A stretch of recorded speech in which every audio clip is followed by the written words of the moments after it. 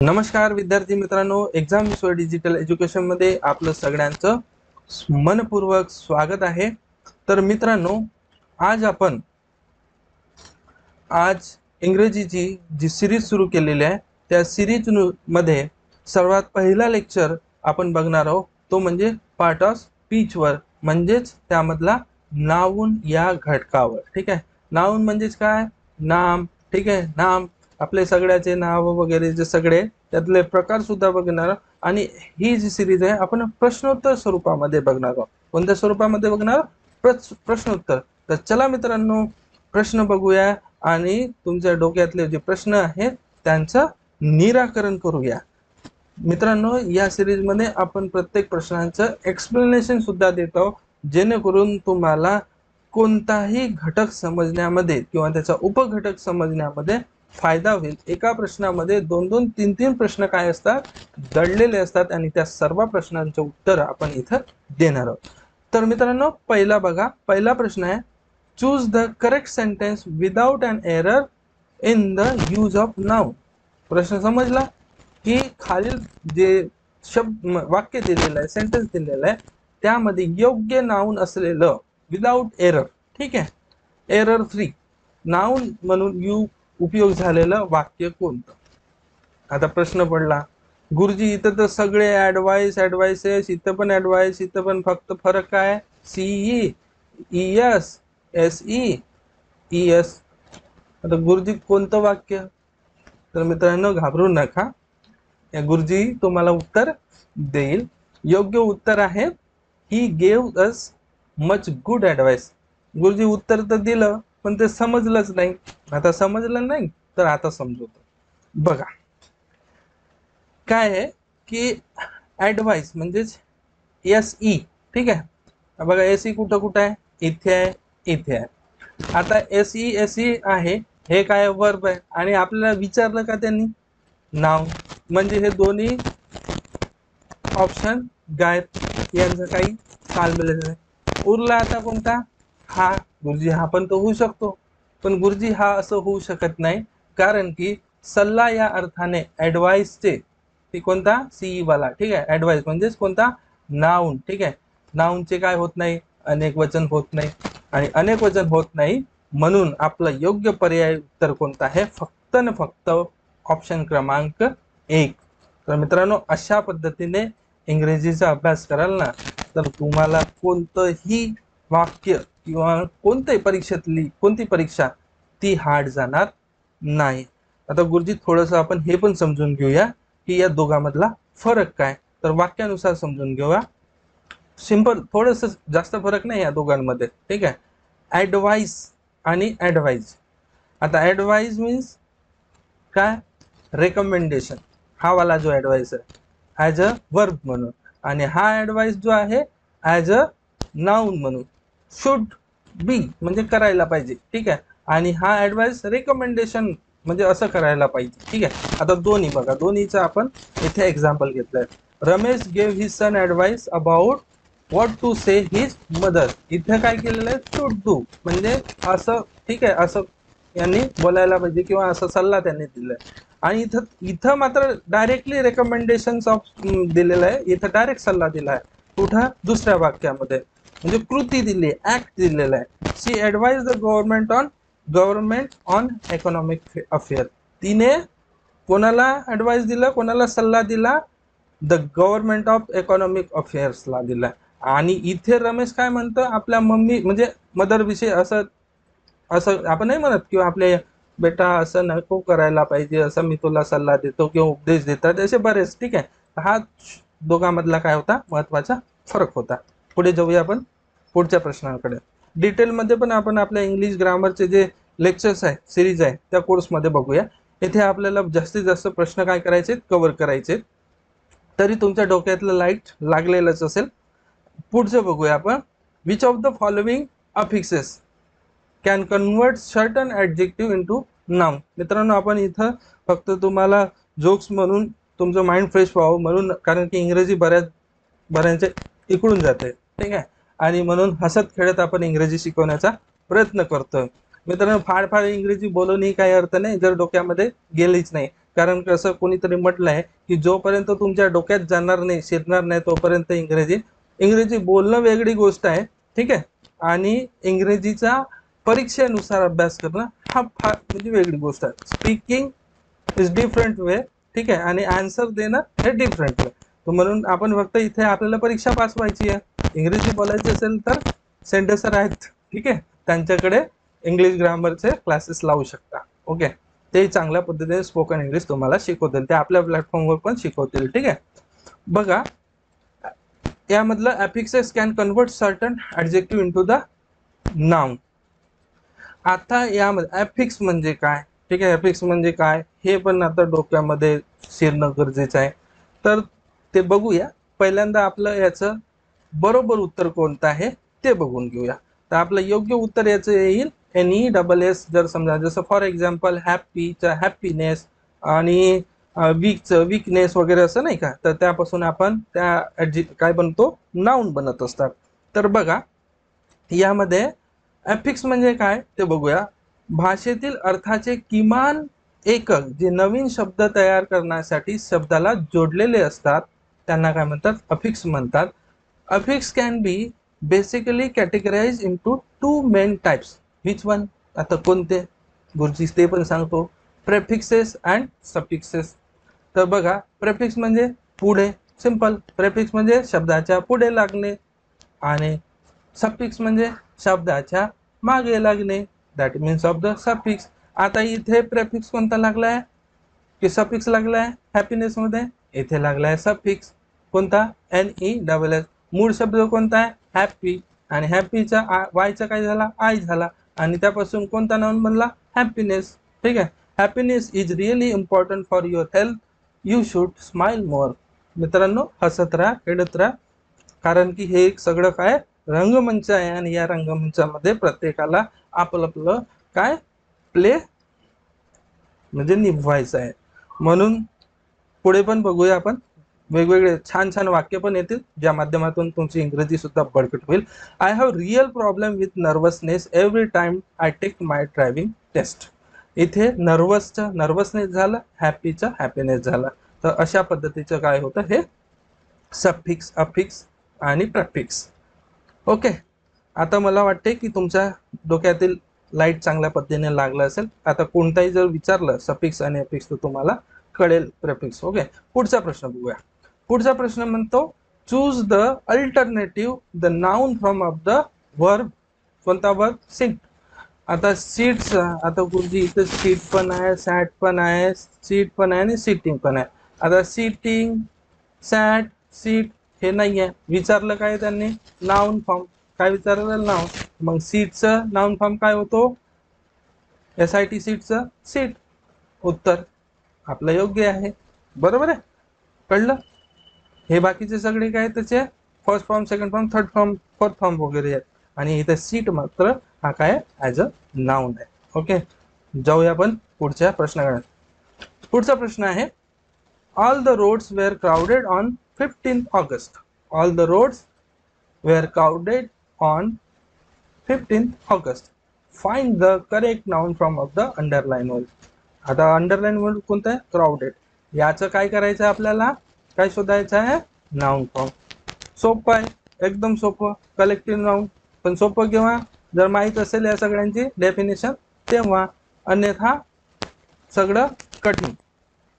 पण आपण काहीच कठीण ठेवणार नाही तुमच्यासाठी. तुम्हाला तुमचे सगळे प्रश्न बिलकुल तुमच्या डोक्यातले निघून जातील. आणि जर समजा काही प्रश्नही असतील 24/7 आपली सर्व्हिस सुरू असते. कुठं, एक्झामिशो ॲपवर. तुमचे जर प्रश्न असतील तुम्ही तिथं Q&A सेक्शन आहे, त्या माध्यमातून तुम्ही प्रश्न विचारू शकता. तुमच्या प्रश्नाचे उत्तर नक्कीच दिले जातील. बघा कलेक्टिव्ह नाउन म्हणजे काय. Collective nouns are names for the collection of number of people or thing. Like that Rakesh seems a member of गँग. इथं गँग हा काय आहे, collective noun. A proper noun is specialized name for a particular person, place or thing. एखादा particular person, place और thing विषयी जर समजा आपण जर नाव दिलं त्याला काय म्हणतो आपण, प्रॉपर नाउन. ठीक आहे. फॉर एक्झाम्पल बघा, लेट्स गो टू दिल्ली. आणि आता दोन्ही समजून घेऊ. ठीक आहे, बघा लेट्स गो टू दिल्ली, ठीक आहे. हा झाला कोणता प्रॉपर नाउन. आणि proper common noun, let's go to city. City काय झाला कॉमन, आणि दिल्ली काय झालं एक स्पेशल आहे. सिटी खूप सारे सिटी असू शकतात, त्यांचे वेगवेगळे नाव असू शकतात, मुंबई दिल्ली काय दुनियाभरचं, ठीक आहे. परंतु सिटी काय झालं कॉमन. प्रॉपर मीन्स विशेष and common means सामान्य, general things, general items, that means of the common noun. Special items means proper noun. Collective means collection. सब त्यांच्या शब्दावरूनच कळते. ओके, पुढे जाऊया आपण. पुढचा प्रश्न आहे Mary had a little lamp, find the correct form of the noun. आता सांगितलं मेरी हे काय नाउन आहे, स्पेशल नाउन आहे, ठीक आहे. मेरी एक गर्ल, पण गर्ल म्हणलं तर गर्ल काय होऊ शकते, गर्ल कॉमन नाउन.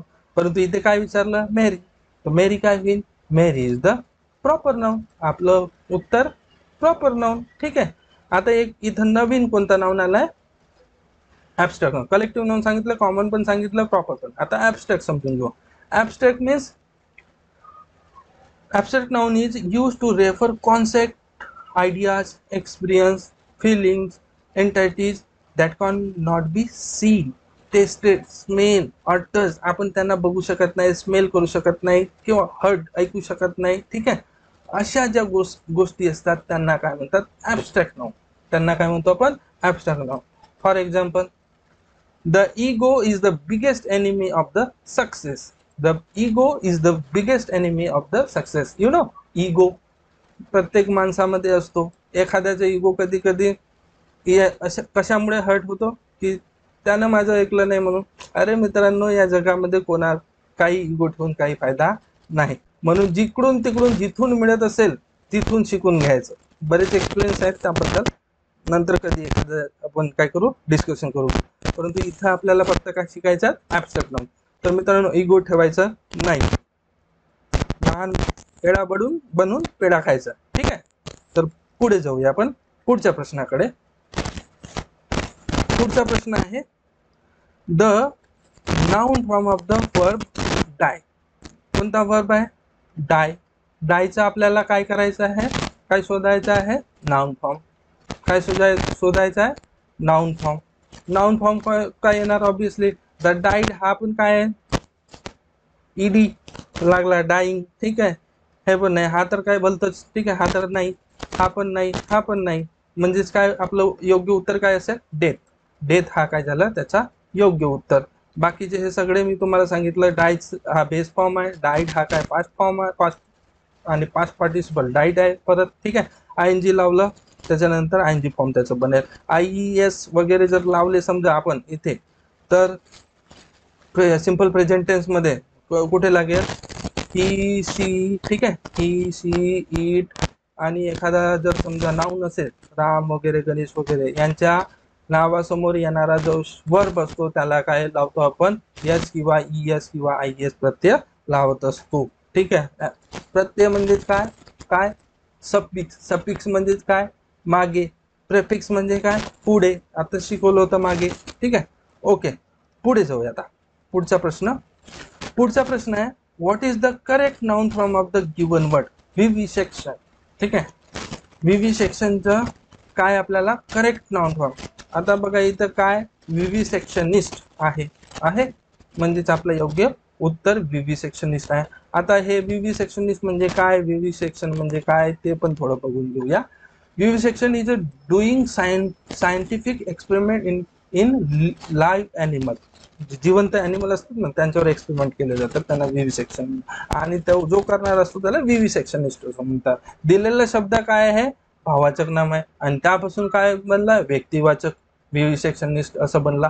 आणि विविसेक्शनिस्ट म्हणजे काय a person who advocate the practice vivisection as being useful necessary to science, ठीक आहे याचा अर्थ. आता विवेट म्हणजे काय तर having a producing strong clear picture in your mind. ठसठसीत बिलकुल अशी नाही का एखादी स्वच्छ प्रतिमा किंवा स्वच्छ चित्र आपल्या डोक्यामध्ये फिक्स करून टाकायचे.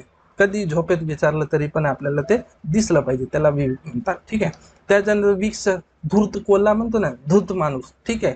पल्ट्री, तर तशासारखा नाही का, the female of the type of reddish wild dog, fox, फॉक्सचं काय होते, विक्सन, ठीक आहे. तर जे सिंगल आपला फेमिनाईन जेंडर वगैरे काय जेंडरमध्ये, ठीक आहे. तर the female of the type of reddish wild dog, fox जो आहे, ठीक आहे, तांबूस जंगली कुत्र्यासारखा कोल्हा म्हणजे प्राण्याची मादी, त्याला vixen. Vizier means the high official certain Muslim country specially on the former Ottoman empire. Okay, is that clear? सगळ्यांचा अर्थ समजला असेल. पुढच्या प्रश्नाकडे बघूया. पुढचा प्रश्न आहे मिसल्स. मिसल्स मीन्स गोवर. इट्स काइंड ऑफ डिसीज, ठीक आहे. हा काय आहे, डिसीज आहे. आता इथे काय विचारलं, fill in the blank with the acceptable form of the verb given in to the bracket.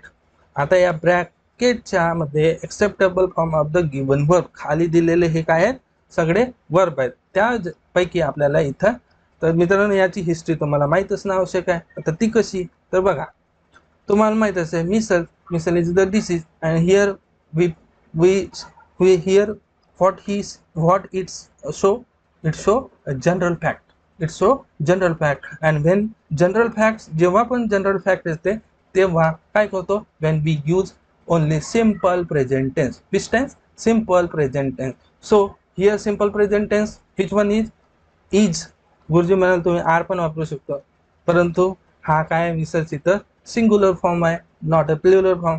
Plural form नाही आहे म्हणून आर वापर नाही, म्हणजे हा आपला आहेच नाही. बाकीच्यांचं तर प्रश्नच नाही, म्हणजे उत्तर काय येणार, इज. योग्य उत्तर आपलं काय असेल, फर्स्ट क्रमांकाचं असेल. इथं एक्सप्लेनेशन पण दिलंय, वाचून घ्या, ठीक आहे. मी सांगितलं तुम्हाला measles is the name of the disease and it is the general fact, it is a singular form, so that we use here only is, ठीक आहे. पुढच्या प्रश्नाकडे बघूया. पुढचा प्रश्न आहे आपला, the correct form of the plural of the memorandum from among the following once.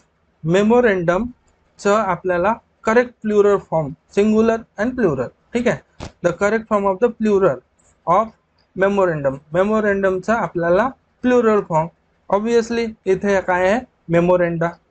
काय आहे, मेमो जमतो ना, मेमोरेंडा, ठीक आहे.